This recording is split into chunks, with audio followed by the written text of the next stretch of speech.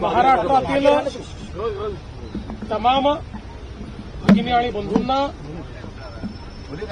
सर्व महाराष्ट्रीय वासियांना आणि जगभरातील मराठी माणसाला मी महाराष्ट्र दिनाच्या खूप खूप शुभेच्छा देतो.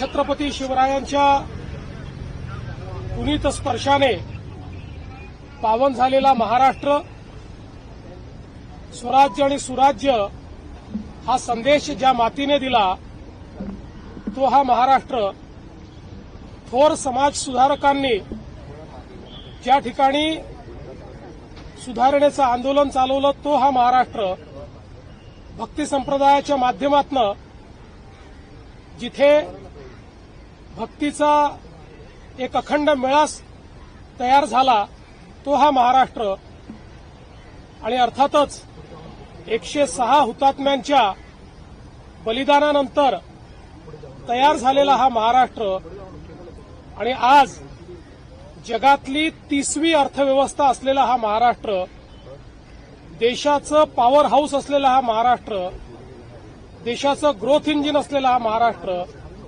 अशा पद्धतीनं सातत्याने देशाला दिशा देतो आहे. आणि आपण महाराष्ट्र गीतात म्हणतो, दिल्लीचेही तख्त राखितो महाराष्ट्र माझा. हे गेले अनेक वर्ष, शेकडो वर्ष महाराष्ट्रानं दाखवून दिलेलं आहे. आणि म्हणूनच महाराष्ट्र दिन आपल्या सगळ्यांकरता एक अत्यंत महत्वाचा दिवस आहे. मी पुन्हा एकदा सर्वांना महाराष्ट्र दिनाच्या शुभेच्छा देतो. आज कामगार दिवस देखील आहे. लोकशाहीर अण्णाभाऊ साठेंनी सांगितलं होतं, पृथ्वी शेषनागाच्या डोक्यावर नाही तर कामगाराच्या तळहातावर असते. ज्या कामगारांनी या संपूर्ण व्यवस्थेचं निर्माण केलं, या संपूर्ण भारतात, जगात, महाराष्ट्रात आपल्या श्रमानं आपल्याकरता एवढी मोठी संपत्ती निर्माण केली, त्या सर्व कामगारांना मी नमन करतो, त्यांना शुभेच्छा देतो. आणि जगभरातल्या कामगारांना देखील कामगार दिनाच्या खूप खूप शुभेच्छा. सर, आज महाराष्ट्र दिन है, इस मौके पर आप क्या कहना चाहेंगे, क्या महाराष्ट्र वासियों को संदेश देना चाहेंगे? सर, मुझे बहुत खुशी है कि महाराष्ट्र दिवस के अवसर पर हम सभी लोग हुतात्मा स्मारक पर मानवंदना देने के लिए उपस्थित है. 106 हुतात्माओं ने जिस समय बलिदान दिया उस समय ये महाराष्ट्र खड़ा हुआ है. छत्रपति शिवाजी महाराज, इन्होंने महाराष्ट्र धर्म का निर्माण किया और एक बहुत बृहद परंपरा जो हमारे यहां पर भक्ति मार्ग के माध्यम से, वारकरियों के माध्यम से आई है, उस परंपरा का निर्वाह करने वाला ये महाराष्ट्र है. और रिफॉर्मिस्ट, इस प्रकार का जो एक पूरा आंदोलन चला सुधारणावादी, उसका भी नेतृत्व करने वाला महाराष्ट्र है. और आज देश का पावर इंजन, देश का ग्रोथ इंजन ऐसा ये महाराष्ट्र है. इसलिए इस महाराष्ट्र दिन पर पूरी महाराष्ट्र में बसने वाले सभी निवासियों को, बहनों भाइयों को और दुनिया भर में बसने वाले मराठी लोगों को मैं महाराष्ट्र दिन की बहुत बहुत शुभकामनाएं देता हूं. आज हम सभी लोग जानते हैं मजदूर दिन भी है, और कामगार दिवस के इस अवसर पर मैं तमाम दुनिया के मजदूरों को, कामगारों को बहुत शुभकामनाएं देता हूं. आज ये जो सारा वैभव हम देख रहे हैं, ये उनके कारण हमको देखने को मिल रहा है, इसलिए उनको भी बहुत बहुत नमन करता हूं. सर, आज 67वा महाराष्ट्र दिन आहे. अनेक परंपरा आहे महाराष्ट्रात, अनेक जण आहेत, तर हिंदी बोलता येत नाही, काही मराठी बोलता येत नाही, मराठी बोलण्याचा प्रयत्न करतात, परंतु त्यावरती अनेक विरोधक आहेत, अनेक राजकीय नेते ते टीका करताना महाराष्ट्रात राज ठाकरे.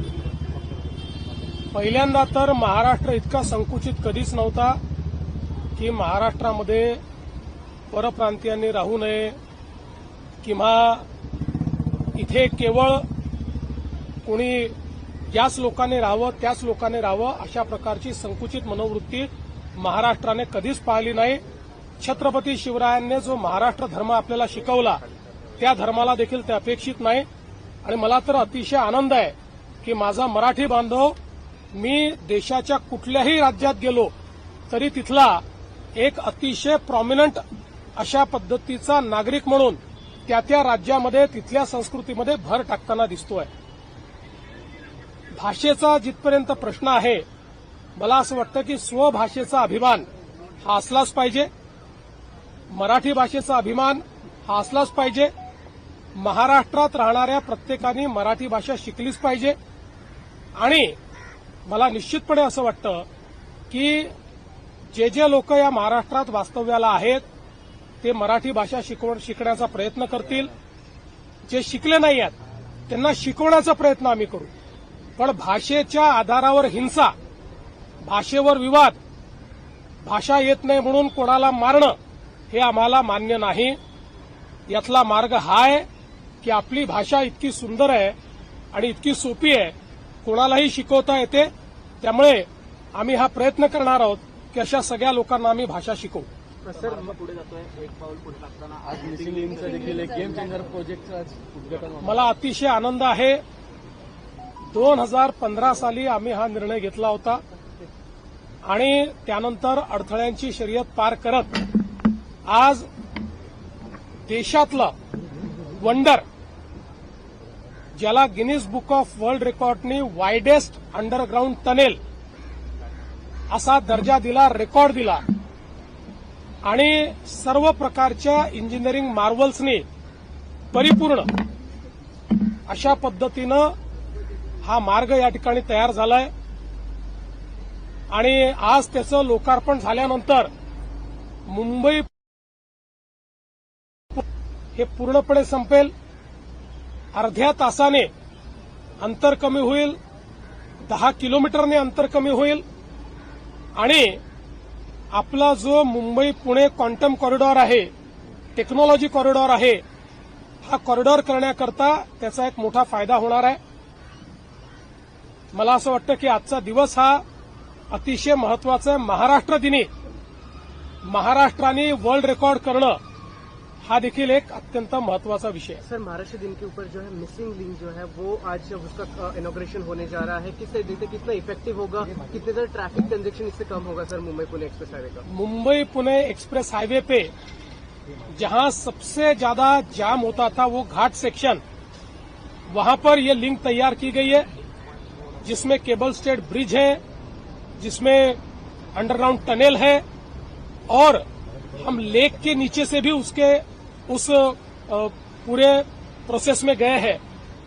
और ये इसलिए महत्वपूर्ण है कि इसके कारण मुंबई और पुणे के बीच की दूरी तो कम होगी और यात्रा का समय भी आधे घंटे से कम होगा और कोई जाम जो यहां हमेशा लगता था वो नहीं लगेगा। एक प्रकार से मुंबई पुणे ये टेक्नोलॉजी कॉरिडोर, क्वांटम कॉरिडोर इस प्रकार से जो हम विकसित करना चाहते हैं उसकी नींव इस प्रोजेक्ट के माध्यम से हमने रखी है। 2015 में हमने इसको मान्यता दी थी और अब ये पूरा हुआ है।